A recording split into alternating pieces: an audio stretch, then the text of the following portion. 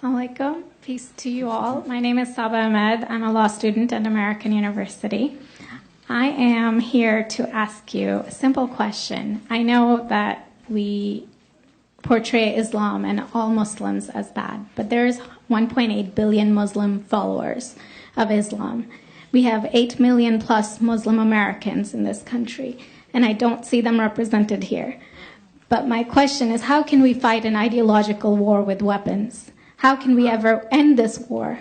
The jihadist ideology that you talk about, it's an ideology. How can you ever win this thing if you don't address it ideologically? Great question. I am so glad you're here, and I am so glad you brought that up because it gives us an opportunity to answer. What I find so amazing is since the beginning of this panel, which we are here about Benghazi attack against our people, not one person mentioned Muslims. We are here against Islam, or we're launching war against Muslims. We are here to discuss how 4 Americans died and what our government is doing. We were not here to bash Muslims. You were the one who brought up the issue about most Muslims, not us. And since you brought it up, allow me to elaborate with my answer. There are 1.2 billion Muslims in the world today. Of course, not all of them are radicals. The majority of them are peaceful people. The radicals are estimated to be between 15 to 25%, according to all intelligence services around the world. That leaves 75% of them peaceful people. But when you look at 15 to 25% of the world Muslim population, you're looking at 180 million to 300 million people dedicated to the destruction of Western civilization.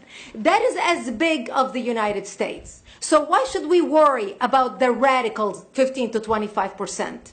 Because it is the radicals that kill. Because it is the radicals that behead and massacre. When you look throughout history, when you look at all the lessons of history, most Germans were peaceful.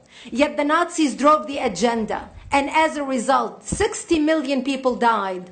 Almost 14 million in concentration camps. 6 million were Jews. The peaceful majority were irrelevant. When you look at Russia, most Russians were peaceful as well. Yet the Russians were able to kill 20 million people. The peaceful majority were irrelevant. When you look at China, for example, most Chinese were peaceful as well. Yet the Chinese were able to kill 70 million people. The peaceful majority were irrelevant. When you look at Japan prior to World War II, most Japanese were peaceful as well. Yet Japan was able to butcher its way across Southeast Asia, killing 12 million people, mostly killed with bayonets and shovels. The peaceful majority were irrelevant. On September 11th in the United States, we had 2.3 million Arab Muslims living in the United States. It took 19 hijackers, 19 radicals to bring America down to its knees, destroy the World Trade Center, attack the Pentagon, and kill almost 3,000 Americans that day. The peaceful majority were irrelevant. So for all our powers of reasons and us talking about moderate and peaceful Muslims, I'm glad you're here. But where are the others speaking out? And since you are the only Muslim representative,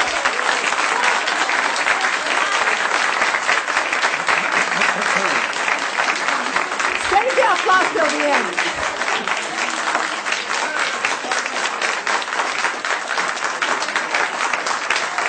Thank you. Thank you.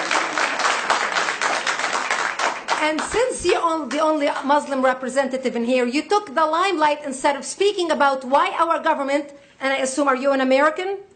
You're an American citizen. So as an American citizen, you sat in this room and instead of standing up and saying a question or asking something about our 4 Americans that died and what our government is doing to correct the problem, you stood there to make a point about peaceful, moderate Muslims. I wish you brought 10 with you to question about how we can hold our government responsible. It is time we take political correctness and throw it in the garbage where it belongs and start calling it fair.